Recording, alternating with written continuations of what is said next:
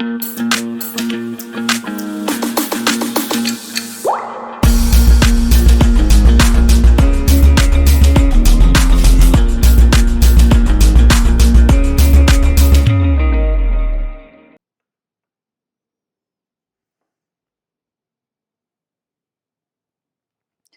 everybody, welcome back to the Layman Way and welcome to this series जहाँ पे हम strategy discuss कर रहे हैं फॉर यूपीएससी सीएसई 2023।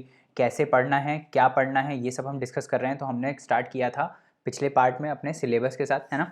तो हमने सिलेबस देखा था पिछले में और हमने करंट अफेयर्स की प्रिपरेशन देखी थी कैसे करते हैं, और उसके बाद हमने सीसैट वगैरह का भी प्रिपरेशन देख लिया था। तो हमने बेसिकली अभी तक क्या किया है, हमने प्रीलिम्स के रिसोर्सेज को डिस्कस कर लिया है ना। प्रीलिम्स के रिसोर्सेज को हमने डिस्कस कर लिया है। अब हम स्टार्ट करेंगे मेंस के साथ। एंड मेंस का जो सिलेबस है वो बहुत ही डिटेल्ड है ना। तो हमारे पास यही इसमें फ़ायदा है कि मेंस के लिए आप अच्छे से प्रिपेयर कर सकते हो क्योंकि उसमें बहुत ही डिटेल्ड सिलेबस है ना। तो let's start with our lecture today, जहाँ पे हम जीएस पेपर 1 का जीएस पेपर 1 के रिसोर्सेज हम डिस्कस करेंगे एक एक टॉपिक के साथ, है ना। And if you are new to the channel, do not forget to like, share, subscribe the video and also recommend this video to your friends. तो चलिए आगे बढ़ते हैं आज, और सबसे पहले हम देखते हैं कि जो मेंस का सिलेबस है वो कैसे डिवाइडेड है ना। तो मेंस में जो मेंस के पेपर होते हैं उसमें बेसिकली 9 पेपर्स होते हैं, जिसमें से जो 7 होते हैं उनसे आपकी फाइनल रैंक डिसाइड होती है ना। और 2 पेपर होते हैं वो कंपलसरी होते हैं, वो सिर्फ क्वालिफाइंग होते हैं, जो कि ये दोनों पेपर्स हैं, है ना। जिसमें पहला आता है कोई भी compulsory Indian language of your choice, and paper B होता है इंग्लिश का, है ना। इन दोनों में दोनों क्वालिफाइंग पेपर होते हैं। तो हम यहाँ से स्टार्ट करेंगे, बेसिकली हम यहाँ से देखेंगे, फिर यहाँ पे आएंगे और फिर यहाँ पे आएंगे, है ना। तो ये 3 चीज़ें हम आज डिस्कस करने वाले हैं, एक क्वालिफाइंग पेपर्स और जीएस पेपर 1 और जीएस पेपर 2, मतलब ये यहाँ पे और एसए में हम ना ये सब डिस्कस करने वाले हैं, ठीक है। तो हर एक जो 7 पेपर्स होते हैं वो 250 नंबर के होते हैं, है ना। और ये जो दोनों होते हैं ये 300 नंबर के होते हैं ना एक। और इसमें आपको 75 प्लस मार्क्स लाना पड़ता है, 75 मिनिमम लाना पड़ता है क्वालिफाई करने के लिए, जो कि आराम से आ जाता है, कोई स्पेशल प्रिपरेशन ज़रूरत नहीं है। बस पास 3-4 ईयर्स के पेपर एक बार देख लेना कि कैसे होता है ना, कैसे क्वेश्चन आते हैं, उससे हो जाएगा। तो चलो पहले हम स्टार्ट करते हैं पार्ट ए के साथ। तो पेपर ए क्या बोल रहा है, कंपलसरी इंडियन लैंग्वेज है। अब इसमें आप कोई भी लैंग्वेज चूज़ कर सकते हो, हिंदी, जो भी लैंग्वेजेस दी गई हैं, इतनी सारी लैंग्वेजेस हैं, असामीज़, बंगाली, गुजराती, हिंदी, कन्नड़, कश्मीरी, कोंकणी, मलयालम, मणिपुरी, मराठी, नेपाली, उड़िया, पंजाबी, संस्कृत, सिंधी, तमिल, तेलुगु, उर्दू, बोडो, डोगरी, मैथिली, संथली, ये सब लैंग्वेजेस हैं। इनमें से कोई एक लैंग्वेज में चूज़ करके आपको ये पेपर देना है। तो इसमें बेसिकली 5 टाइप के क्वेश्चंस आते हैं पेपर ए में। टोटल होता है 300 मार्क्स का, और आपको कम से कम 75 मार्क्स लाने पड़ते हैं इसको क्वालिफाई करने के लिए। ये बस क्वालिफाइंग मार्क्स हैं, इसके जो नंबर हैं ये आपकी फाइनल रैंकिंग में नहीं जुड़ते हैं, है ना। तो इसमें सबसे पहला आता है रीडिंग कॉम्प्रिहेंशन, जो कि 60 मार्क्स का होता है। तो आप अगर सीसैट का प्रिपेयर करोगे तो उसमें आप कॉम्प्रिहेंशंस करोगे ही, है ना। बेसिक होते हैं, कोई बहुत ज़्यादा टफ होते नहीं है। तो ये आपका हो जाएगा आराम से। उसके बाद प्रेसेस लिखना रहता है। प्रेसेस बेसिकली क्या होता है कि आपको एक बड़ा सा आर्टिकल दे दिया जाएगा और उसकी आपको एक टाइप की समरी लिखनी होगी, मतलब मेन पॉइंट उस आर्टिकल से क्या है। जैसे आप यूपीएससी के नोट्स बनाते हो ना, आप पूरा पढ़ते हो और फिर जो कोर होता है टॉपिक का वो आप नोट्स में बना देते हो रिवाइज करने के लिए, तो उसी टाइप से आपको ये भी करना है, प्रेसेस लिखना है ना। तो ये भी आता है 60 नंबर का। उसके बाद एस्से लिखना रहता है आपको एक 100 नंबर का, है ना। एस्से भी लिख जाता है क्योंकि आप जो एस्से का पेपर है उसके लिए तो आप पढ़ते ही हो, है ना, उसके लिए तो आप प्रिपेयर करते ही हो, तो ये भी एस्से आराम से हो जाता है। अभी आपको लगेगा टफ है क्योंकि अभी आप पहली बार सिलेबस देख रहे होगे शायद, तो एस्से आराम से हो जाएगा क्योंकि आप मेन पेपर के लिए जो मेंस का 7 आउट ऑफ जो पहला पेपर होता है एस्से का, उसके लिए प्रिपेयर करते हो, तो ये भी हो जाएगा। उसके बाद translating English into the chosen Indian language, जो भी आपने इंडियन लैंग्वेज चूज़ की है उस इंग्लिश में एक टेक्स्ट दिया जाएगा, उसको आपको ट्रांसलेट करना होगा, वो होगा 20 नंबर का। और फिर चूजन इंडियन लैंग्वेज से इंग्लिश में ट्रांसलेट करना है, वो होगा 20 नंबर का, है ना। उसके बाद आपकी ग्रामर और बेसिक लैंग्वेज स्किल्स टेस्ट होंगे 40 नंबर के। तो इसमें देखो कोई बहुत अलग से कोई रिसोर्स नहीं है इसके पढ़ने के लिए, इसमें आप प्रीवियस ईयर के क्वेश्चंस करो, है ना। ये हमने सारे अपलोड कर दिए अपनी साइट पे 2018 से लेकर 2021 तक, सारे जो प्रीवियस ईयर पेपर्स हैं वो सारे अपलोड कर दिए हैं सब्जेक्ट वाइज। इंग्लिश से लेकर ये जितनी भी लैंग्वेजेस दिख रही हैं इन सब के पेपर्स अपलोडेड हैं 2021 से लेकर 2018 से लेकर 2021 तक, है ना। तो इन अगर पेपर्स को भी आप कर लोगे तो बहुत है, बहुत ज़्यादा है, मैक्सिमम है ना। इससे ज़्यादा करने का ज़रूरत नहीं है ना। प्रीवियस ईयर क्वेश्चन सॉल्व करें ना, कोई प्रिपरेशन इसमें रिक्वायर्ड नहीं है, ठीक है। इसके बाद हम आगे बढ़ जाते हैं, और ये आपको मिलेगा कहाँ, ये आपको मिलेगा यहाँ पे फ्री मटेरियल के रिसोर्सेज में, है ना। तो फ्री मटेरियल में आप जाओगे तो वहाँ आपको ये मिल जाएगा, ठीक है। चलो अभी आगे बढ़ते हैं और ये देखते हैं पेपर बी के बारे में। तो पेपर बी में इंग्लिश आती है, इंग्लिश का पेपर होता है, इसमें भी ऐसे राइटिंग होती है, एक ऐसे लिखना रहता है 100 नंबर का। उसके बाद कॉम्प्रिहेंशन होते हैं 75 मार्क्स के, प्रेसेस राइटिंग होती है 75 मार्क्स की, है ना। उसके बाद ग्रामर बेस्ड क्वेश्चंस होते हैं 50 नंबर के, है ना। तो ये सब इंग्लिश के पेपर में होता है। ये भी क्वालिफाइंग नेचर का होता है, इसमें आपको 25% मार्क्स लाने होते हैं और 75 नंबर इसमें लाने रहते हैं, है ना। इसके भी आप PYQs कर सकते हो, तो उसी वहीं पे ही आप www.thelaymanway.com पे जाओगे, है ना। thelaymanway.com पे जाओगे तो वहाँ पे फ्री मटेरियल्स के सेक्शन में ये सारे मटेरियल्स अपलोडेड हैं। किस सेक्शन में? मेंस प्रिपरेशन में, है ना। वहाँ पे एक फोल्डर है मेंस प्रिपरेशन करके, है ना। वहाँ पे आप जाओगे, वहाँ पे ये compulsory paper A and B करके एक फोल्डर है, उसके अंदर सारे प्रीवियस ईयर क्वेश्चन है, तो वहाँ से आप पूरा डाउनलोड कर लेना इसको, ठीक है। उसके बाद आपको हिंदू पढ़ना है नॉर्मल।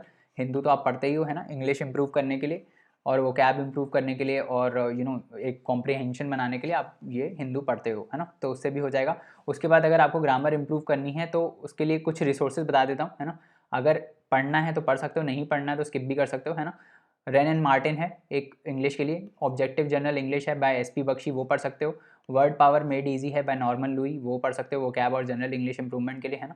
तो ये सब ऐसी बुक्स हैं, बट ऐसे नहीं बोल रहा हूँ कि आपको पढ़नी है, बट अगर कुछ रेफ़र करना है तो यहाँ पे जाके रेफ़र कर सकते हो। अगर बहुत ही ख़राब है तो आप ग्रामर यहाँ से रेफ़र कर सकते हो, ठीक है। तो ये हो गए आपके रिसोर्सेज किसके लिए? जो क्वालिफाइंग पेपर्स हैं उनके लिए, है ना। उसके बाद हम बात करते हैं UPSC syllabus for mains paper 1 ऐसे। तो पेपर 1 कौन सा आता है? पेपर 1 आता है ऐसे का। तो इसमें आपको ऐसे लिखना रहता है ना। और ये सारे कितने नंबर के होते हैं? 250 नंबर के, है ना। तो इसमें आपको 2 एसेज लिखने पड़ते हैं, है ना। 2 एसेज लिखने पड़ते हैं, सेक्शन A और सेक्शन B के, है ना। अब इसमें पहले हम डिटेल सिलेबस देख लेते हैं, UPSC कैसे बोलता है हमको सिलेबस।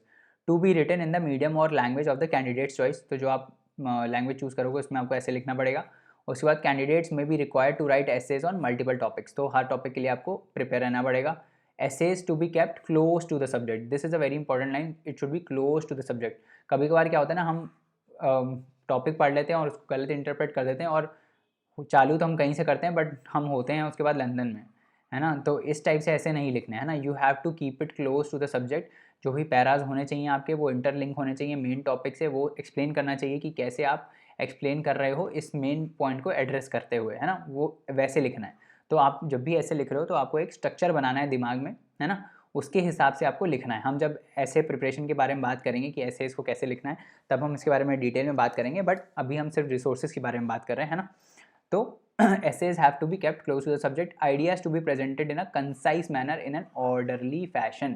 इसका पूरा देखो इन्होंने दिया हुआ है कि भाई आपका एक पैराग्राफ अगर है ना, तो उसकी आखिरी लाइन जो है वो दूसरे पैराग्राफ को लिंक करती हो, है ना। मतलब ऐसा नहीं होना चाहिए एक पैराग्राफ किसी के ऊपर है तो दूसरा एकदम अनरिलेटेड पैराग्राफ चल रहा है, नहीं। एक पैराग्राफ से दूसरा पैराग्राफ रिलेट होना चाहिए, फिर दूसरे से तीसरा रिलेट होना चाहिए। इस टाइप से ऑर्डरली फैशन में आपको पूरा ऐसे लिखना है, कंसाइज मैनर में, है ना, और लिमिटेड टाइम के अंदर। तो इसके लिए आपको लगेगी प्रैक्टिस, आपको ऐसे प्रैक्टिस करना पड़ेगा हर संडे। जैसे कि मैं बोलता हूँ हर Sunday you have to practice 1 ऐसे। अगर आप एक ऐसे प्रैक्टिस कर लेते हो हर संडे तो इससे आपका कंटेंट भी बिल्ड हो जाएगा, और उसके साथ साथ you will be able to write good essays as well. शुरुआत में आप बहुत गंदे एसेज लिखोगे तो उससे डरना मत कि अरे ये क्या लिख दिया हमने, कचरा लिख दिया। नहीं कोई बात नहीं, हो सकता है पहले पहले में बहुत बेकार लिखा हो, बट कंसिस्टेंट प्रैक्टिस के साथ वो इम्प्रूव हो जाएगा, है ना, डोंट वरी दैट।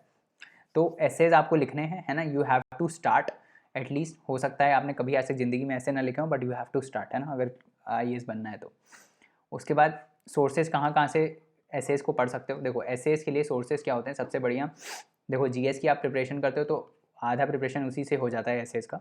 उसके बाद what you can do is you can newspaper. हाँ, दूसरा है न्यूज़पेपर। न्यूज़पेपर बहुत ज़्यादा इंपॉर्टेंट है एसेज के लिए, क्योंकि इसमें से आपको कोट्स मिलेंगे, इसमें से आपको स्टोरीज़ मिलेंगी जो आप एसेज में यूज़ करोगे, है ना, एनेक्डोट्स मिलेंगे, है ना, वो आप यूज़ करोगे एसेज में, तो फैक्ट्स मिलेंगे। तो ये सब चीज़ें आपको कहाँ से मिलेंगी? ये सब चीज़ें आपको न्यूज़पेपर से मिलेंगी, न्यूज़पेपर के आर्टिकल से। वुमेन एम्पावरमेंट के लिए हर हर दिन आता रहता है ना, तो उस टाइप से आपको स्टोरीज़ कोट करनी है ना। तो ये सब चीज़ें MSME के लिए आता रहता है। MSME को बढ़ावा देने के लिए क्या है, अब जैसे स्टार्टअप्स को बढ़ावा देने के लिए क्या हो रहा है, तो आप कोट कर सकते हो कि भाई स्टार्टअप को बढ़ावा देने के लिए इंडिया में अब रियलिटी शोज़ भी आने लगे हैं, जैसे शार्क टैंक इंडिया करके है ना, वो वैसे शोज़ आने लगे हैं। तो इस टाइप से रियल लाइफ एग्जाम्पल्स दोगे ना तो थोड़ा ऐसे लगेगा कि हाँ भाई रट्टाफिकेशन करके नहीं लिखा हुआ है आंसर, थोड़ा बहुत अवेयरनेस है कैंडिडेट में, है ना। तो ये सब आपको दिखाना है वहाँ पे, ठीक है। तो न्यूज़पेपर बहुत इंपॉर्टेंट है, उससे जो भी इंपॉर्टेंट आर्टिकल आता है, कोट आता है, कोई फिलोसफर का कोट आ गया, तो वो सब आपको लिखना है ना। कुछ टॉपिक्स आपको फ्रीक्वेंटली एडवांस में प्रिपेयर करने हैं, मतलब कुछ टॉपिक्स जो मेजर टॉपिक्स हैं, जैसे वुमेन एम्पावरमेंट, एमएसएमई के लिए क्या हो रहा है, इकोनॉमिक्स में क्या हो रहा है, माइनॉरिटीज़ के लिए क्या इनिशिएटिव्स लिए जा रहे हैं, है ना।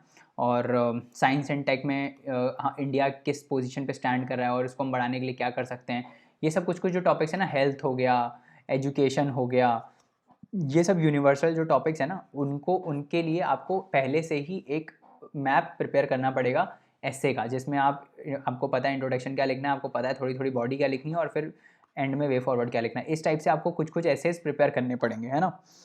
ऐसे 30 से 35 एसेस आप ऐसे ही प्रिपेयर कर लो, है ना। कुछ कुछ टॉपिक्स पे 30-35 टॉपिक चुनो और उन पे एसेस पहले से ही प्रिपेयर कर लो। और तो इससे क्या होगा ना, देखो इससे क्या होगा कि देखो वहाँ पे जब कोई एसे आता है तो वहाँ पे आपको सोचो, 10 मिनट सोचो फिर लिखो, तो पेपर छूट जाएगा, पेपर नहीं कर पाओगे। अगर आपने थोड़ा सा पहले से पढ़ रखा होगा, थोड़ा सा पहले से आता होगा, तो आसानी होगी वो चीज़ करने में। और वहीं वहाँ पे स्पीड का गेम है और कंटेंट का गेम है ना। तो स्पीड और कंटेंट दोनों आपका अच्छा होना चाहिए, जिसका अच्छा होगा वही ऊपर जाएगा, है ना। तो इन दोनों को सही करने के लिए you have to be ready, और पहले से ही you have to be ready, है ना, तभी कर पाओगे। तो इसमें आपको पहले से ही प्रिपेयर करने इंपॉर्टेंट टॉपिक्स। अब आप बोलोगे ये इंपॉर्टेंट टॉपिक्स कहाँ से मिलेंगे, तो देखो एक तो ये आपको न्यूज़पेपर से मिल जाएंगे इंपॉर्टेंट टॉपिक्स, जो न्यूज़पेपर में चल रहे हैं। आपको पता है वुमेन एम्पावरमेंट बहुत ज़्यादा न्यूज़ में आ रहा है, तो गवर्नमेंट की स्कीम से पता चल जाएगा। गवर्नमेंट की स्कीम्स अभी जो नई नई आ रही हैं वो किस पे फोकस कर रही हैं, माइनॉरिटीज़ पे फोकस कर रही हैं, digital India, startup India, smart city, इन सब पे फोकस कर रही हैं। तो गवर्नमेंट का क्या विजन है आगे का, ये सब आपको खुद ही से सोच के उन पे जो है एसेस बनाने पड़ेंगे। इसके बाद जो तीसरा बहुत इंपॉर्टेंट रिसोर्स है that is PYQs, very very important, हर जगह के लिए इंपॉर्टेंट होता है, और मैं इसको और स्ट्रेस नहीं कर सकता कितना इंपॉर्टेंट है। आपको पता ही होगा इस साल का एस्से जो है, इस साल का सेक्शन बी का essay was from a previous year question, तो इतना ज़्यादा इंपॉर्टेंट है ना, ये ध्यान रख लेना। इस साल का जो एस्से था, क्या नाम था उसका, हाँ ये hand that rocks that cradle rules the world, ये 2005 में ऐसे पूछा जा चुका है और फिर से 2021 में पूछा गया है। तो इतना ज़्यादा ये इंपॉर्टेंट हैं PYQs। तो जितने PYQs हैं उनको भी आपको एडवांस में प्रिपेयर करना है एसेस के लिए, ठीक है। इससे दो चीज़ें होंगी, पता है क्या। इससे एक तो आपको पता चल जाएगा यूपीएससी किस टाइप के ऐसे पूछ रहा है, ऑल्दो अभी फिलोसफिकल नेचर के पूछने लगा है, बट एसेस जो पुराने यूनिवर्सल टॉपिक्स हैं उन पे आपको प्रिपेयर करना ही है ना। इस साल फिलोसफिकल पूछ लिया, इसका मतलब ये भी नहीं है कि अगले साल भी फिलोसफिकल ही आएंगे सारे, है ना। अगले साल हो सकता है कुछ और आ जाए, ठीक है, अगले साल हो सकता है फैक्चुअल आ जाए कुछ, ठीक है। तो उस हिसाब से आपको प्रिपेयर रहना है, एवर रेडी रहना है। तो आपको वो सारे टॉपिक्स जो पहले पूछे जा चुके हैं वो भी आपको प्रिपेयर करने हैं, उससे आपको टॉपिक्स पता चल जाएंगे एक तो कि क्या इंपॉर्टेंट रहते हैं, और उसके साथ ही साथ आपका ऐसे का प्रिपरेशन भी होता रहेगा, है ना। ये आपने कर लिया। उसके बाद जो जैसे मैगजीन्स आती हैं, इकोनॉमिक सर्वे है, उससे आपने इंट्रो और कंक्लूजन ले लिया इकोनॉमिक्स के एसेस के लिए, ठीक है। उससे आप ये कर सकते हो, इकोनॉमिक सर्वे के लिए, इकोनॉमिक सर्वे जो आती है ना वॉल्यूम 1 वॉल्यूम 2, उससे कुछ कुछ मेजर जो टॉपिक्स हैं, एग्रीकल्चर हो गया, है ना, उसमें भी वुमेन एम्पावरमेंट का रहता है। तो इन सब के लिए इंट्रोज और उसमें जो वे फॉरवर्ड जो दिए रहते हैं वो सब आप यूज़ कर सकते हो। इसके बाद नीति आयोग के एजेंडाज रहते हैं, उसके भी आप इनिशियल रिकमेंडेशंस लिख सकते हो, ARC रिपोर्ट्स की कुछ कुछ रिकमेंडेशंस लिख सकते हो, है ना। ये सब रिसोर्सेज हैं वैल्यू एडिशन के लिए। उसके बाद जो मैगजीन्स होती हैं जैसे योजना हो गई और कुरुक्षेत्र हो गई, उसमें कुछ कुछ इंपॉर्टेंट आर्टिकल्स आ जाते हैं, है ना। तो उनके लिख सकते हो, उनके उनसे आप डेटा उठा सकते हो। ये सब आपको कलेक्ट करना है ना। ये मैं नहीं बोल रहा हूँ कि आप बैठ के योजना पढ़ने लगो और कुरुक्षेत्र पढ़ने लगो, ये नहीं बोला है मैंने। जो जो मेजर इंपॉर्टेंट टॉपिक्स हैं उनके आर्टिकल्स आप इनसे थोड़ा उठा सकते हो, योजना से और कुरुक्षेत्र से, वो कंटेंट लेने के लिए, ठीक है। बस इतना बोल रहा हूँ मैं। नीति आयोग के रिकमेंडेशंस बस थोड़े ले सकते हो, पूरा नहीं बोल रहा हूँ कि 3 साल का एजेंडा जाके पढ़ लो, ये नहीं बोल रहा हूँ। ARC का ये नहीं बोल रहा हूँ कि सारे बैठ के पढ़ने लगो ARC, नहीं। कुछ इसके जो रिकमेंडेशंस होते हैं जो अभी इम्प्लीमेंट नहीं हुए हैं उनको आप ले सकते हो, है ना। इसके अलावा क्या कर सकते हो एसेस के लिए, इसके अलावा PYQs हो गए, ये एजेंडाज हो गए, है ना। तो ये सब मेजर चीज़ें हैं। इकोनॉमिक सर्वे हो गया, है ना। बजट जो आता है, बजट में आपको डेटा मिल जाएगा थोड़ा बहुत, तो बजट से आप कर सकते हो, है ना। बाकी अगर आपकी कोई रियल लाइफ स्टोरी है, जो न्यूज़पेपर में हिंदू में एडिटोरियल्स आते हैं ना, उसमें भी काफ़ी इंपॉर्टेंट एडिटोरियल्स आते हैं आजकल। हिंदू में नीचे भी कुछ आने लगा है एकदम कंटेक्स्ट के, हिंदू अगर आप पढ़ते होगे तो सबसे नीचे वाले 2 पेजेस में रहता है कंटेक्स्ट करके, है ना। तो उसमें इंटरनेशनल रिलेशंस की भी चीज़ें आती हैं और कुछ कुछ पर्सपेक्टिव से भी बातें की जाती हैं ना। तो वो भी, उससे भी आप कंटेंट उठा सकते हो, है ना। तो ये भी सारी चीज़ें इंपॉर्टेंट है। तो इस टाइप से एसेस का आपको प्रिपरेशन करना है। अभी जब हम बाद में बात करेंगे एसेस के बारे में लिखने कैसे हैं, तब हम और डिटेल से बात करेंगे, है ना। अभी मैंने थोड़ा ओवरव्यू आपको बता दिया, ठीक है। उसके बाद आपको अब फिलोसफिकल एसेज जो हैं वो लिखना मतलब मैंडेटरी हो गया है, क्योंकि अब कितना पूछा जा रहा है फिलोसफिकल एसेज, तो आपको फिलोसफिकल एसेज प्रैक्टिस करना है और बाकी आपको टेस्ट सीरीज लगानी है ना। इसके साथ साथ एक इंपॉर्टेंट पॉइंट जो मैं भूल रहा था, दैट इज़ टॉपर कॉपीज़। तो टॉपर कॉपीज़ किसी भी कोचिंग इंस्टीट्यूट की साइट पे जाके आपको मिल जाएंगी, है ना। इन टॉपर कॉपीज़ को आप डाउनलोड करिए, जो एसेज उन्होंने लिखे हैं उन एसेज को आप एनालाइज करिए, है ना, और उसी एसेज को लिखने का कोशिश करिए अपने से ही, और फिर अपने आंसर को टॉपर के आंसर से कंपेयर करिए कि भाई कैसे मैं और अच्छा इसको लिख सकता था, है ना। इससे क्या होगा, आपकी चीज़ें इंप्रूव होंगी और आप सेल्फ इवैल्यूएशन भी कर पाओगे उस चीज़ों का, है ना। तो ये बहुत इंपॉर्टेंट एक्सरसाइज है एसेज के लिए। सबसे पहला काम आप यही करना कि टॉपर की कॉपीज़ उठाना, टॉपर की कॉपीज़ उठाना, और उनके जो भी जिनके भी बहुत अच्छे अच्छे मार्क्स आए हैं ना, विक्रम ग्रेवाल हैं जैसे पहले आया हुआ था, उनके बहुत अच्छे मार्क्स आए थे एसेज में, है ना। तो इन सब टॉपर्स की आप कॉपी उठाना और उन टॉपर की कॉपीज़ को उठा के उन्होंने जो एसेज लिखे हैं, है ना, उनको एक बार पढ़ना बस कि भाई कैसे इन्होंने लिखा है ना। आपको लगेगा अरे बाप रे इतनी सारी इन्फॉर्मेशन को मालूम कैसे थी, है ना। वो सब नहीं सोचना है, आपको बस देखना है कि उन्होंने प्रेजेंट कैसे किया है ऐसे को और कैसे लिखा है ऐसे, समझ रहे हो। कुछ 10-15 टॉपर्स के देखोगे ना तो आपको आइडिया लगने लगेगा कि भाई ऐसे, अच्छा ऐसेज ऐसे लिखे जाते हैं, सारे टॉपर्स इसी टाइप से कुछ कुछ कुछ कुछ लिख रहे हैं। और उन एसेज में से आप कंटेंट भी उठा सकते हो, ऐसा नहीं है कि कंटेंट नहीं उठा सकते, कंटेंट भी उठा सकते हो उन एसेज में से, है ना। टॉपर की जो आंसर कॉपीज होती है ना वो बहुत इंपॉर्टेंट होती हैं, क्योंकि उन्होंने एक्चुअली क्रैक किया रहता है ना। तो उनके जो आंसर्स रहते हैं, उनकी जो प्रिपरेशन रहती है, उन्होंने ऑलरेडी जो कंटेंट है वो वैसा लिखा रहता है जो बहुत इंपॉर्टेंट है, तो उससे भी आप कंटेंट उठा सकते हो, है ना। हमने देखा था कि भाई हमको गधा मजदूरी नहीं करनी, we have to do smart work. तो किसी ने अगर मेहनत करी हुई है तो उससे आप उठा सकते हो, है ना। इस जैसे अम्बेडकर ने बोला था ना, डॉक्टर अम्बेडकर ने बोला था, हमने इंस्टीट्यूशन के कॉन्स्टिट्यूशन के प्रोविजंस उठाए हैं, but that is called ransacking of the constitution, है ना। हमने अच्छे अच्छे प्रोविजंस उठा लिए हैं, तो उसको कॉपिंग नहीं बोलते हैं। और कॉपी कर भी रहे हो तो कोई बड़ी बात नहीं है, मतलब अच्छी बात है ना, अगर कुछ अच्छा कॉपी कर रहे हो कहीं से तो you can copy that also. कुछ कुछ मेजर मेजर चीज़ें अगर कोई किसी टॉपर ने बहुत अच्छा लिखा है तो आप लेके उसको अपने नोट्स में डाल दो, है ना। तो इससे क्या होगा, आपके कंटेंट रिच होने लगेगा, है ना। यही तो हमको करना है, अपना कंटेंट रिच करना है, तभी मेंस में नंबर मिलेंगे, है ना। तो इस टाइप से आप एसेज को प्रिपेयर करोगे, है ना। तो अब जैसे यूपीएससी के 2021 के पेपर में इस टाइप से सेक्शन ए और सेक्शन बी, इनमें से एक लिखना रहता है और दूसरा इनमें से एक लिखना रहता है ना। तो ये सारे क्वेश्चंस आए थे इस साल के एसेज में। आराम से स्लाइड पॉज करो और पढ़ लो उसको। अब ये वाला जो क्वेश्चन है, hand that rocks the cradle rules the world, ये 2005 में आ चुका है ना। तो इस टाइप से रिपीट होते हैं क्वेश्चन, और मेंस में काफ़ी रिपीट होते हैं, ये आपको दिखेगा। मेंस जब पेपर दोगे दिखेगा, मेंस में पिछले वाले क्वेश्चन रिपीट होते हैं। तो मेंस के PYQs तो अल्ट्रा इंपॉर्टेंट है। कोई मेंस की प्रिपरेशन अगर आपको स्टार्ट करनी है तो सबसे पहले PYQ लेके बैठो और उनके जो टॉपिक्स हैं ना उसको पहले प्रिपेयर करो और उनके आंसर्स को देखो। ऐसे प्रिपरेशन करना हमेशा। जीएस पेपर 1 की अगर हम बात करें, ये हमारा हो गया ऐसे का। अब हम जीएस पेपर 1 की बात करते हैं। तो जीएस पेपर 1 में जो पहला हमारा सिलेबस आता है that is Indian heritage and culture, history and geography of the world and the society. तो ये पूरा ब्रॉड टॉपिक है जीएस 1 का। तो इसमें एक टॉपिक है कल्चर का, एक टॉपिक है हिस्ट्री का, और एक टॉपिक है ज्योग्राफी का, और एक टॉपिक है सोसाइटी का, है ना। ये 4 टॉपिक्स हैं, इनको भी इन्होंने डिवाइड किया हुआ है।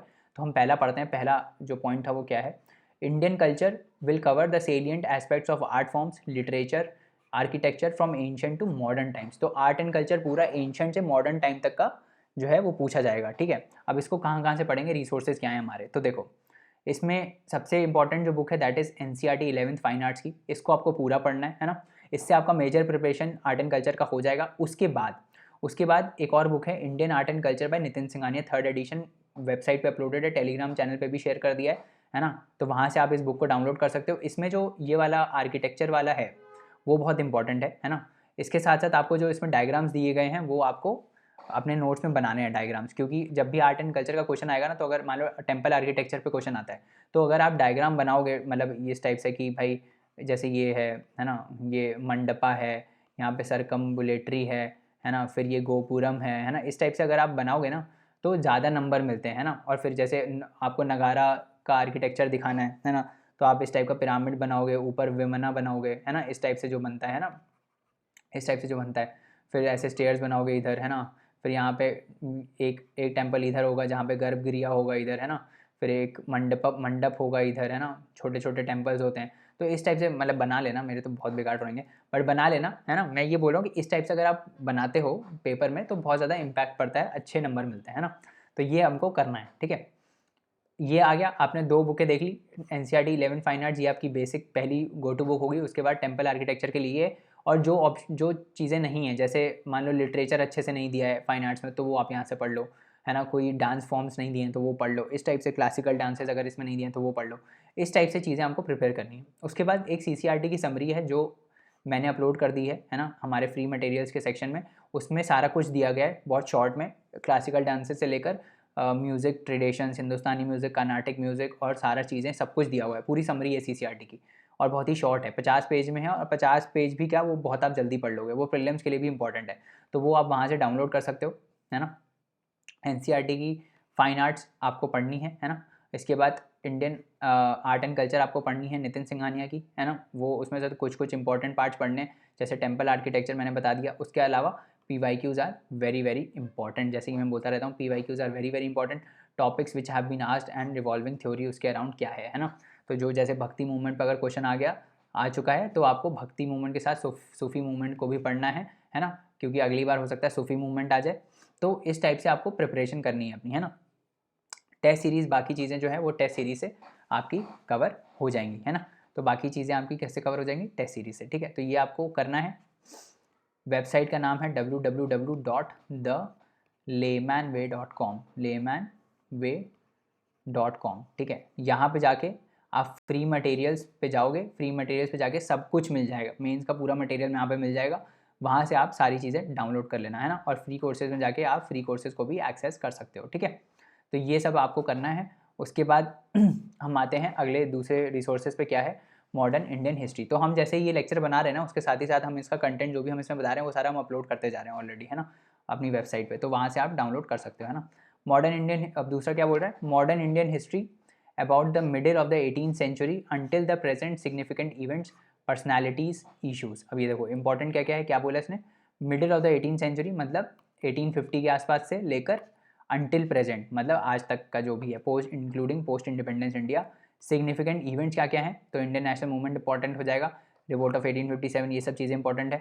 पर्सनैलिटीज़, ईश्वर चंद्र विद्यासागर, राजा राम मोहन रॉय, है ना, जवाहरलाल नेहरू, महात्मा गांधी, है ना, ये सब, मोहम्मद अली जिन्ना, ये सब बहुत इंपॉर्टेंट हो जाएंगे, भगत सिंह, जितने भी आपने पढ़ लिए सब, वो सारी पर्सनैलिटीज़ के ऊपर हमको 250 वर्ड्स का जो है, सुभाष चंद्र बोस 250 वर्ड का मैटर रेडी रखना है ना। इशूज़ क्या है ना, इश्यूज़ क्या थे, आइडियोलॉजी में डिफरेंस क्या है, जवाहरलाल नेहरू और महात्मा गांधी में क्या था, महात्मा गांधी सुभाष चंद्र बोस में क्या था, कैसे जवाहरलाल नेहरू सुभाष चंद्र बोस सेम सोचते थे, इस टाइप से आपको करना है ना। उसके बाद दूसरा पॉइंट क्या है, freedom struggle, its various stages, important contributors, contribution from different parts of the country. समझ में आ गया कि different parts of the country से कॉन्ट्रीब्यूशन क्या आया, नॉर्थ, इसको आप डिवाइड कर रहे हो नॉर्थ साउथ ईस्ट वेस्ट, अब इन जगह, और सेंट्रल इंडिया, यहाँ से क्या क्या कॉन्ट्रीब्यूशन आया, किसने कॉन्ट्रीब्यूट किया, क्या कॉन्ट्रीब्यूशन रहे, है ना, ये सब चीज़ें आपको पता करनी है ना। वेरियस स्टेजेस क्या थी, है ना, मूवमेंट की, कब कब कैसे कैसे ओरिजिनेट हुई मूवमेंट। उसके बाद ये पूरा फ्रीडम सर्कल के बारे में आपको पढ़ना है। तो इसके लिए बेसिक बुक हमारी चलेगी स्पेक्ट्रम, जिसमें रिवोल्ट ऑफ 1857 से लेकर इंडिपेंडेंस तक का, है ना, वो आपको पढ़ना है, ठीक है। अब later chapters are not more important, why, because they include post independence India, उसके बारे में हम बात करेंगे अभी। बट अभी आप ये समझ लो कि जो जो ये लिखा है ना, middle of the 18th century से प्रेजेंट, उसके लिए आपको स्पेक्ट्रम पढ़नी है ना, समझ में आ गया, स्पेक्ट्रम पढ़नी है। टेस्ट सीरीज़ आपको लगानी है, टेस्ट सीरीज़ से बाकी चीज़ें आपकी कवर हो जाएंगी। अच्छा, एक इसमें इंपॉर्टेंट बात है, सिंस आपको आंसर्स लिखने हैं, हमने मेंस में क्या होता है, हमको आंसर लिखना है, हमको आंसर के लिए चाहिए एक अच्छा सा इंट्रोडक्शन, है ना, एक चाहिए बॉडी और एक चाहिए आगे मतलब वे फॉरवर्ड या फिर कंक्लूजन, है ना। तो देखो ये जो क्वेश्चन में पूछा जाता है वो तो हम बॉडी में लिख देते हैं, वो हमको जनरली आता रहता है। हमको क्या नहीं आता है, दैट इज़ कि हम आंसर चालू कैसे करें और उसको एंड कैसे करें। तो ये चीज़ें आपको पहले से ही प्रिपेयर करनी, ये ध्यान रखना, ये चीज़ें आपको पहले से ही प्रिपेयर करनी। कैसे करोगे, कैसे करोगे, तो जब स्पेक्ट्रम खोलते हो, तो उसमें लिखा रहता है ना, ये रिवोल्ट ऑफ 1857 है चैप्टर का नाम, और उसमें फिर सब सेक्शंस लिखे रहते हैं, ये है, ये है, ये है, ये है, इन सब के ऊपर एक इंट्रोडक्शन और एक कॉन्क्लूजन बना के आपको रखना है पहले से ही। समझ में आ गया, पहले से ही रखना है, ये वहाँ पे ध्यान नहीं आएगा, और ध्यान आ भी गया तो टाइम वेस्ट होगा उसमें, क्योंकि आप सोचोगे यार क्या लिखूँ मैं कॉन्क्लूजन में या क्या लिखूँ इंट्रो में, नहीं, इतना नहीं सोचना है, वहीं अब रटा होना चाहिए एकदम पहले से ही। तो जो भी पूरे चैप्टर्स हैं, मतलब जो भी मॉडर्न स्पेक्ट्रम के पूरे चैप्टर्स हैं रिवोल्ट ऑफ 1857 से लेकर एंड तक, ठीक है, एंड तक जितने भी चैप्टर्स हैं, उसमें जो चैप्टर्स के नीचे हेडिंग्स हैं, जैसे रिवोल्ट ऑफ 1857 है ना, उसके नीचे आपने देखा होगा ना कि कुछ कुछ आपके चैप्टर्स हैं, जैसे मैं अभी खोल लेता हूँ तो मैं आपको बता देता हूँ कि क्या क्या है इसमें। जैसे मान लो मैंने ये खोला हुआ है अभी, एक मिनट, मैंने ये खोला हुआ है रिवोल्ट ऑफ 1857, तो जैसे मैंने ये लिखा हुआ है, जैसे मैंने चैप्टर 7 खोला है किसका, ये मॉडर्न हिस्ट्री का, इसमें लिखा हुआ रिवोल्ट ऑफ 1857 चैप्टर का नाम दिया गया है। तो इस पर मैं एक इंट्रो और कंक्लूजन बना लूँगा, है ना। उसके नीचे लिखा है सिमरिंग डिसकंटेंट, इसमें लिखा है सिमरिंग डिसकंटेंट। अब ये डिसकंटेंट पे मान लो क्वेश्चन आ गया कि डिसकंटेंट क्यों आया, तो उसके लिए मैं एक इंट्रो प्रिपेयर कर लूँगा और एक कंक्लूजन प्रिपेयर कर लूँगा। फिर नीचे आया है major causes, economic causes, administrative causes, political causes, इन सब पे एक इंट्रो और कॉजेज़ के ऊपर, मतलब जो कॉजेज़ हैं रिवोल्ट के उसके ऊपर एक इंट्रो और एक कंक्लूजन में बना दूंगा, ठीक है, कॉजेज़ के ऊपर। उसके बाद बिगिनिंग आया है, beginning and spread of the movement, तो beginning and spread of the movement पे एक इंट्रोडक्शन और एक कंक्लूजन बना लूँगा। समझ में आ गया? इस टाइप से आपको पूरी मॉडर्न हिस्ट्री का काम करना है, ठीक है। इससे आपका मॉडर्न हिस्ट्री का पार्ट पूरा प्रिपेयर हो जाएगा, है ना, समझ में आ गया। उसके बाद आता है पोस्ट इंडिपेंडेंस इंडिया। अब देखो पोस्ट इंडिपेंडेंस इंडिया पे इस बार क्वेश्चन आया, बट क्या है कि इसका आरओआई बहुत मतलब ख़राब है, क्योंकि पिछले सालों में क्वेश्चन नहीं आए हैं, है ना। आप पूरा पूरा बुक पढ़ने लगोगे इसके लिए तो आपका टाइम वेस्ट होगा, अननेसेसरी टाइम वेस्ट होगा। तो हमको क्या करना है, पूरा पूरा बुक नहीं पढ़ना है, ठीक है। बहुत ही कम पूछा जाता है ना, तो हम थोड़ा रिस्क ले सकते हैं इसमें। हम क्या करेंगे, हम इसमें बस थोड़ा ही पढ़ेंगे, है ना। तो आप देखोगे कि स्पेक्ट्रम के एंड में भी है, आफ्टर इंडिपेंडेंस भी ऑप्शन है, वहाँ से भी पढ़ सकते हो, या फिर किसी टॉपर के मैं बोलूँगा नोट्स पढ़ लो तो ज़्यादा बेटर है। तो उसके लिए you can refer to the notes of Nitin Sangwan, है ना, इनकी AIR 21 आई थी। तो उनके नोट्स मैंने पोस्ट इंडिपेंडेंस इंडिया के अच्छे हैं, वो मैंने अपलोड कर दी हैं ऑलरेडी, फ्री मटेरियल्स में जाके आप डाउनलोड कर सकते हो लेमैन वे साइट के ऊपर, laymanway.com पे, है ना। तो वो आप कर सकते हो। उसके अलावा जो है PYQs बहुत ज़्यादा इंपॉर्टेंट है, बहुत ही ज़्यादा इंपॉर्टेंट है, इनको आप एनालाइज करो और इनके आप मॉडल आंसर्स बना लो PYQs के। उसके बाद you can refer to Bipin Chandra India since independence, बहुत ही बल्कि बुक है, नहीं रिकमेंड करूँगा, बट जिसको करनी है रेफ़र वो कर सकते हैं। मैंने डाल दिया है बिपिन चंद्रा की भी बुक ऑलरेडी वहाँ पे पढ़ी है, तो आप पूरा सेग्रीगेटेड मैटर में, सेग्रीगेटेड पोर्शंस में सारी बुकें अवेलेबल है ना, तो वहाँ पे आप जाके डाउनलोड कर सकते हो उसको, ठीक है। उसके बाद ई पार्ट आता है history of the world will include events from 18th century such as industrial revolution, world wars, withdrawal of national boundaries, colonization, decolonization, political philosophies like communism, capitalism, socialism, their forms and effect on the society। कुल मिला के world history की ये बात कर रहे हैं ना, इसमें हमको पढ़नी है वर्ल्ड हिस्ट्री, है ना। अब वर्ल्ड हिस्ट्री क्या पढ़ोगे, अब लोग बोलते हैं कि नॉर्मन लुई की जो है मास्टरिंग मॉडर्न वर्ल्ड हिस्ट्री पढ़ सकते हो, बट बहुत ही बल्कि बुक है, नहीं रिकमेंड करूँगा अगेन पढ़ने के लिए, क्योंकि अगेन इसका आरओआई बहुत ख़राब है। वर्ल्ड हिस्ट्री बहुत कम पूछा जाता है, बट ऐसा भी नहीं है कि मतलब एकदम पढ़ना ही नहीं है ना, पढ़ना हमको सब है, बट प्रायोरिटी वाइज पे पढ़ना है ना, प्रायोरिटी रख के पढ़ना। अब ये बहुत कम पूछा जाता है, अब इसके लिए आप थोड़ी एक एक महीना दोगे वर्ल्ड हिस्ट्री पे, नहीं देना है इसके लिए एक महीना, है ना। एक क्वेश्चन आ भी जाएगा तो आपको इतना थोड़ा बहुत पढ़ोगे तो ऊपर ऊपर का पढ़ोगे तो आ जाएगा, है ना। तो it is again a very less asked topic, आपको मैक्सिमम 5 से 10 दिन इसको देने मैक्सिमम, ठीक है। 5 दोगे तो वेरी गुड, 5 भी नहीं दोगे तो मतलब ठीक है, 5 तो देना पड़ेगा, क्योंकि आप पढ़ोगे और फिर थोड़ा रिवाइज वाइज करोगे तो 5 लग जाएगा। तो 5 दिन आप इसके लिए दे सकते हो, है ना। Topper notes again will save your time, है ना, इस चीज़ में। या फिर किसी भी कोचिंग के कंपाइलेशन भी आते हैं जो लेस बल्कि हों, ऐसा कोचिंग भी बहुत मोटे मोटे कंपाइलेशन निकालते हैं, उनको भी नहीं पढ़ना है।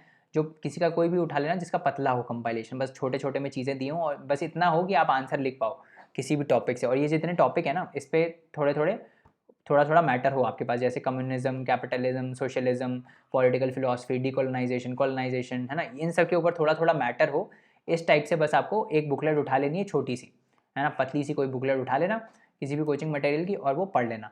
वैसे ही पढ़ सकते हो या फिर किसी टॉपर के नोट्स रेफर कर सकते हो। अगेन इस वर्ल्ड हिस्ट्री के मैंने टॉपर के नोट्स वहाँ डाल दिए हैं, है ना, लेमैन वे की साइट पे, वहाँ से आप डाउनलोड कर सकते हो। नितिन सांगवान के नोट्स हैं, वो भी बहुत क्रिस्प हैं, तो वो आप रेफ़र कर सकते हो, है ना। अगर करनी है बुक कोई रेफ़र तो ये नॉर्मल लुई वाली बुक है, मतलब ऐसा नहीं है कि इसको पढ़ने बैठ जाओ, अगेन बोल रहा हूँ पढ़ने मत बैठ जाना, कोई टॉपिक अगर नहीं समझ में आता है तो इससे पढ़ सकते हो। उसके बाद internet and maps are very important. कोई भी अगर आपको चीज़ समझ में नहीं आ रही, जैसे कैपिटलिज्म, या आपको मान लो आपने नोट्स रेफर कर रहे हो, है ना, अब नोट्स उसने अपने हिसाब से बनाए होंगे जो भी टॉपर है, अब आपको नहीं समझ में आ रहे तो आप गूगल कर लो, सबसे बेस्ट है गूगल कर लो, कैपिटलिज्म के ऊपर एक इंट्रो एक कंक्लूजन लेके लिख लो अपने नोट्स में, बस खत्म। इससे ज़्यादा और कुछ करने की ज़रूरत नहीं है, ठीक है। मैप्स आपको पढ़ने हैं वर्ल्ड हिस्ट्री के, आपको मैप्स थोड़े बहुत बनाने पड़ेंगे, जैसे साउथ अफ्रीका हो गया, है ना, इस टाइप के मैप्स थोड़े बहुत आपको आइडिया होना चाहिए, क्योंकि आप मैप्स बनाओगे मेंस आंसर में, बनाने हैं आपको। कोई भी क्वेश्चन आता है जहाँ पे भी आप मैप बना सकते हो, आपको मैप बनाने हैं, है ना, तो आपका वैल्यू एडिशन होगा उसमें, ठीक है।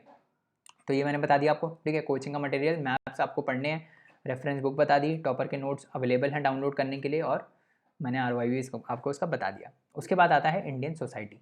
तो इंडियन सोसाइटी में 4 चीज़ें क्लब करके आती हैं, क्या क्या, salient features and salient features of Indian society, diversity of India.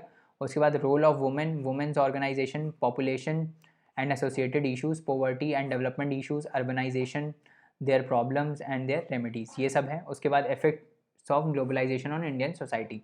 तो ये है, ये पूरा है सोसाइटी का चैप्टर, मतलब सोसाइटी, ये पूरा इंडियन सोसाइटी इसमें। अब इसको कहाँ से पढ़ोगे? तो इसके लिए बेस्ट रिसोर्स है एनसीईआरटी। एनसीईआरटी आप पढ़ सकते हो 11th या 12th की, या फिर इसके अलावा, या फिर आप क्या कर सकते हो, किसी भी कोचिंग का, सोसाइटी का, है ना, वैल्यू एडेड मटेरियल्स आते हैं, वैल्यू एडेड मटेरियल्स आप ले सकते हो ईजिली, किसी भी फ़ोटो कॉपी की शॉप पे आपको मिल जाएंगे, है ना, मंगवा भी सकते हो ऑनलाइन। सोसाइटी के वैल्यू एडिशन मटेरियल, उसमें काफ़ी कंटेंट होता है, उससे पढ़ सकते हो, ठीक है, एक तो उससे पढ़ सकते हो। PYQs कर सकते हो, PYQs के मॉडल आंसर लिख के वैसे पढ़ सकते हो, है ना। तो या तो ये कर सकते हो, कोई भी कोचिंग का कंपाइलेशन और PYQ साथ में। PYQs तो आपको करने हैं, चाहे कोचिंग का कंपाइलेशन पढ़ो ना पढ़ो, PYQs हर टॉपिक के करने हैं, ठीक है। PYQs मेंस के हर टॉपिक के करने हैं, ये ध्यान रखना। PYQs अब कहीं मान लो बोलना छूट गया तो इसका मतलब ये नहीं कि वहाँ करना नहीं है, PYQ सबके करने हैं। एनी कोचिंग कंपाइलेशन आप पढ़ सकते हो। उसके बाद मेजर जो आपका सोसाइटी का पार्ट प्रिपेयर होगा, दैट इज़ फ्रॉम न्यूज़पेपर्स।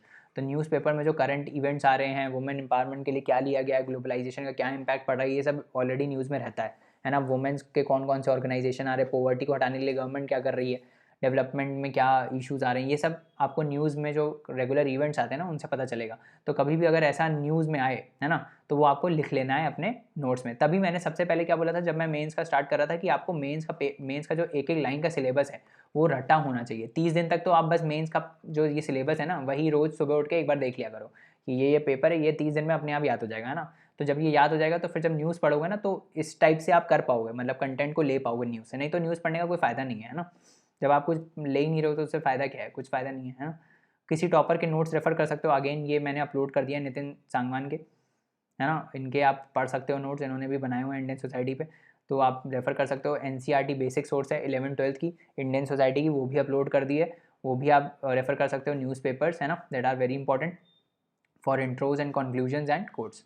तो ये सब आप लेके, आप देखो, अगर आपको खुद के नोट्स बनाने हैं ना, तो खुद के नोट्स बनाने के लिए आपको न्यूज़पेपर से उठाने पड़ेंगे आर्टिकल्स, है ना, और उसके साथ कोचिंग का कंपाइलेशन किसी का आप सप्लीमेंट कर सकते हो। और फिर एनसीईआरटीज़ अगर बिल्कुल भी बेसिक से पढ़ना है तो एनसीईआरटीज़ 11th-12th की इंडियन सोसाइटी की पढ़ सकते हो, बहुत ईजी है ना, तो वो पढ़ सकते हो। और अगर आप ये टॉपर्स के नोट्स एक बार देख लेना, अगर पसंद आए तो ये पढ़ लेना, है ना। कोई भी एक चीज़ करना है इनमें से, ठीक है, मतलब newspaper edition, in addition to newspaper and PYQs, ठीक है। तो ये हो गया हमारे रिसोर्सेज किसके लिए, इंडियन सोसाइटी के लिए। उसके बाद क्या आता है, उसके बाद आता है salient features of world physical geography. उसके बाद आता है salient feature of world physical geography. तो फिजिकल ज्योग्राफी के लिए मार्केट में कोई बेस्ट सोर्स नहीं है other than this playlist on fundamentals of physical geography. इसमें बहुत ही अच्छे से एक्सप्लेन किया हुआ है, इसको पढ़ना है आपको, है ना। और इसका जो मैंने प्रेजेंटेशन का जो PDF डाला हुआ है ना, उसको आप एज रिवीजन नोट्स रेफर कर सकते हो। इसमें सब कुछ है, NCERT से लेकर GC लियोंग सब कुछ है, तो आपको कहीं और जाने की ज़रूरत नहीं पड़ेगी। जितना इंपॉर्टेंट है सारा इसमें कवर्ड है। तो वो रिवीजन नोट्स जो इस प्रेजेंटेशन का मैंने PDF शेयर किया, उसको एज अ रिवीजन नोट लेके आप पढ़ सकते हो। ज्योग्राफी के लिए NCERT बहुत इंपॉर्टेंट है 11th और 12th की। ह्यूमन ज्योग्राफी और इकोनॉमिक ज्योग्राफी जो है, इंडिया एंड पीपल इकोनॉमी वाली, वो आपको पढ़नी है ना। उससे आपको ये पूरा सिलेबस कवर हो जाएगा ज्योग्राफी का। उसके अलावा क्या आता है, डिस्ट्रीब्यूशन ऑफ की natural resources across the world including south Asia and Indian subcontinent, factors responsible for the location of primary, secondary and tertiary sector industries in various part of the world. अब देखो, ये जो part है syllabus का, इसके लिए mrinal.org की website है, वहाँ पे आप ये पूरा एज इट इज़ टाइप करोगे तो वहाँ पे आपको आर्टिकल्स मिल जाएंगे। वहाँ से भी उसको आर्टिकल को प्रिंट लेके आप पढ़ सकते हो। ये लोकेशन ऑफ इंडस्ट्रीज़ वहाँ से भी आप पढ़ सकते हो, या फिर किसी कोचिंग का कंपाइलेशन भी ले सकते हो इस पर्टिकुलर चीज़ के लिए, सिर्फ इस पर्टिकुलर चीज़ के लिए बोल रहा हूँ, नेचुरल रिसोर्सेज के लिए। सिर्फ पूरा पढ़ने मत बैठ जाना, सिर्फ नेचुरल रिसोर्सेज के लिए भी पढ़ सकते हो किसी भी कोचिंग का, ठीक है, वो लोग भी बनाते रहते हैं। बट mrinal.org सफिशिएंट, मतलब मैंने देखा है इनका सारे आर्टिकल्स पढ़े हैं, वो सारा जो है ये पूरा सिलेबस इस पर्टिकुलर पार्ट का कवर करता है, इन लोकेशन ऑफ इंडस्ट्री से लेके की नेचुरल रिसोर्सेज तक। तो यहाँ आप जा सकते हो mrinal.org पे। उसके बाद है important geophysical phenomena such as earthquake, tsunamis, volcanoes, cyclones, geographical features and their location, changes in critical geographical features including water bodies, ice caps and in flora and fauna and effect of such changes। तो ये mostly आपका NCERT से cover हो जाएगा, और दूसरा आपको news से कवर हो जाएगा, है ना। तो न्यूज़ में जो भी साइक्लोन्स वगैरह आ रहे हैं, अर्थक्वेक आ रहे हैं, तो इन सब आपको रिलेट करना है इन सबसे, है ना। इसके बाद अगर कोई एक्स्ट्रा रिसोर्सेज हैं तो वो भी मैं बता देता हूँ आपको। स्पेक्ट्रम की ज्योग्राफी की बुक है, that can be use for as a reference book. Book का मतलब ये नहीं होता कि आपको पढ़ना है पूरा, एज अ रेफरेंस बुक, मतलब कुछ चीज़ नहीं मिल रही है, नहीं समझ में आ रही तो इस बुक को रेफर कर लिया, इस टाइप से। रेफरेंस बुक्स को कभी पढ़ा नहीं जाता है, मतलब रेफरेंस के लिए है, बस रेफरेंस के लिए है। मेन बुक हमारी NCERT है ना। उसके बाद ज्योग्राफी के लेक्चर्स हैं बाय रजतनली सोलंकी, ये यूट्यूब पे पढ़े हैं। अगर ये भी सेलेक्टिव आप देख सकते हो, पूरा नहीं देखना है, सेलेक्टिव देख सकते हो, जो चीज़ें नहीं मिल रही हैं या नहीं समझ में आई हैं, है ना, वो देख सकते हो। उसके अलावा ये प्लेलिस्ट बहुत इंपॉर्टेंट है। ये प्लेलिस्ट जो है वो सफाइस है आपको अगर फिजिकल ज्योग्राफी के टॉपिक समझने हैं ना। फिजिकल ज्योग्राफी में अगर दिक्कत आ रही है तो ये जो है प्लेलिस्ट, वो इससे आपको सब कुछ समझ में आ जाएगा। करंट अफेयर्स जो हैं वो द हिंदू के आपको पढ़ने हैं। Current affairs are very very important, you have to relate to the static topics of ये जो पर्टिकुलर जो चीज़ें हम डिस्कस कर रहे हैं, एक एक पॉइंट उसको आपको करंट अफेयर्स को इससे रिलेट करना है। PYQs again very very important. PYQs अनसेट चीज़ है, मतलब PYQs आप ये जब पढ़ने बैठे हो तो PYQ को साथ में लेके बैठो। PYQ को एक बार देख लो कि क्या क्या पूछा जा रहा है, कैसे कैसे क्वेश्चन पूछे जा रहे हैं ना, तो बहुत ईजी हो जाएगी प्रिपरेशन, है ना। बहुत ऐसा कोई बहुत हवा नहीं है, ये मैं बता दे रहा हूँ, बहुत ईजी है। बस थोड़ा स्ट्रैटेजिक होकर काम करेंगे ना तो काफ़ी चीज़ें क्लैरिटी आएगी। जब इंसान के दिमाग में क्लैरिटी आती है ना तो चीज़ें सही लगती हैं। इंसान तब तक हैप्जार्ड मैनर में चलता है जब तक उसके इंसान अंदर क्लैरिटी नहीं होती कि पढ़ना कैसे है। कुछ भी पढ़े जा रहे हैं, नहीं कुछ भी नहीं पढ़ना है ना, इस टाइप से फ्रेमवर्क तैयार करके पढ़ना है ना। और वही हम कर रहे हैं, अभी बेस डेवलप कर रहे हैं फ्रेमवर्क का। उसके बाद आपको वर्ड मैप को प्रैक्टिस करना है, पूरा बनाना और जल्दी बनाना, मतलब 1 मिनट के अंदर बन जाना। 1 मिनट तो ज़्यादा हो गया, 30 सेकंड के अंदर आपको वर्ड मैप बना देना है। इंडिया का मैप भी आपको पूरा रटा होना चाहिए कि कैसे कैसे बनाते हैं इंडिया का मैप। ये दोनों मैप आपको प्रैक्टिस करने हैं, वर्ड मैप और इंडिया का मैप, है ना। तो हफ्ते में 5 मिनट दे दो या 10 मिनट दे दो तो बहुत है वर्ड का मैप बनाने में और इंडिया का मैप बनाने में, क्योंकि ये दोनों मैप आप कहाँ बनाओगे, कहाँ बनाओगे भाई, कहाँ बनाओगे, मेंस के आंसर में बनाओगे ना। मेंस के आंसर में ये दोनों, अगर ज्योग्राफी का क्वेश्चन आता है तो आपको इंडिया का मैप बनाना है। अब बोलोगे आप सर इंडिया का मैप बना के हम करेंगे क्या, अरे क्या करोगे भाई, यहाँ पे लिखा नहीं हुआ है इंडस्ट्रीज ऑफ लोकेशन, ये जो है कहाँ कहाँ रिसोर्सेज हैं, ये सब आप मार्क करोगे। कोई भी इंडस्ट्री, मान लो इंडियन इंडस्ट्रीज पे क्वेश्चन आता है ना, मान लो कहीं आता है कि यार आयरन एंड स्टील बेल्ट कहाँ है इंडिया का, मतलब आयरन एंड स्टील पे क्वेश्चन आता है ना, मान लो एग्जाम्पल आयरन एंड स्टील का। अभी मिशन पूर्वोदया लॉन्च हुआ था ना, जिसमें हम ईस्टर्न बेल्ट को ये वो करेंगे, ईस्टर्न बेल्ट को बढ़ाएंगे as a iron and steel hub. तो उसमें आप क्या करोगे, उस जो अगर ऐसा कोई क्वेश्चन आ गया मिशन पूर्वोदया में, तो आप क्या करोगे, आप बनाओगे पूरा मैप, है ना, मेरे को तो नहीं आता, आप पूरा मैप बनाओगे और वहाँ मार्क करोगे कि भाई ये रीजन है जिसको हम अपलिफ्ट करने की बात कर रहे हैं, है ना। इस टाइप से ऐसे आपका होगा वैल्यू एडिशन, ठीक है, और नंबर मिलेंगे ज़्यादा, ठीक है, समझ में आ रहा है। तो इस टाइप से आपको करना है मेंस आंसर राइटिंग के लिए, और प्रैक्टिस करनी है मैप के साथ बना के मेंस आंसर राइटिंग की, है ना। इस टाइप से हमको ज्योग्राफी प्रिपेयर करना है, ठीक है। तो ये था GS1 का पेपर, है ना। GS1 के हमने सारा चीज़ें डिस्कस कर लिया। अगले लेक्चर में हम GS2 के साथ स्टार्ट करेंगे, उनके रिसोर्सेज के बारे में बात करेंगे, है ना। आपको दिख रहा होगा इन सब चीज़ों से कि भाई बहुत ज़्यादा फ्रेमवर्क में हम चल रहे हैं, है ना। ये पूरी सीरीज़ देखने के बाद इतना क्लैरिटी आपके दिमाग में आ जाएगा कि आप एकदम सही डायरेक्शन में जाके प्रिपरेशन करोगे, है ना। कोई वो इधर उधर भागना नहीं पड़ेगा, क्या करें पता नहीं चल रहा है, कहाँ से पढ़ें, इतना सब है कहाँ से पढ़ें नहीं पता चल रहा, अब सब पता चल जाएगा, है ना। तो और इस लेक्चर सीरीज़ को और एस्पिरेंट्स को भी रिकमेंड करिए ताकि उनके अंदर भी क्लैरिटी आए और वो भी अच्छे से पढ़ पाए, है ना। And for more such lectures you can log on to www.thelaymanway.com। और जो भी फ्री मटेरियल्स बताए हैं वो आपको कहाँ मिल जाएंगे, ये देखो यहाँ पे ना फ्री UPSC मटेरियल, यहाँ पे आपको मिल जाएगा। जैसे ही आप जाओगे वहाँ फ्री UPSC मटेरियल्स के सेक्शन में जाओगे, वहाँ पे सारा कुछ अपलोडेड है ऑलरेडी, है ना। और जैसे जैसे हम ये लेक्चर्स बना रहे हैं वैसे वैसे हम अपलोड करते जा रहे हैं, है ना। And if you like this video please leave us a review on Google so that more aspirants can know about us, and please explore our YouTube where we have a lot of static topics to learn from, right? तो thank you so much guys, अगले lecture में मिलते हैं। GS2 का हम syllabus start करेंगे और resources देखेंगे। तब तक के लिए पढ़ते रहिए, हार्ड वर्क करते रहिए। Thank you so much, bye bye and take care.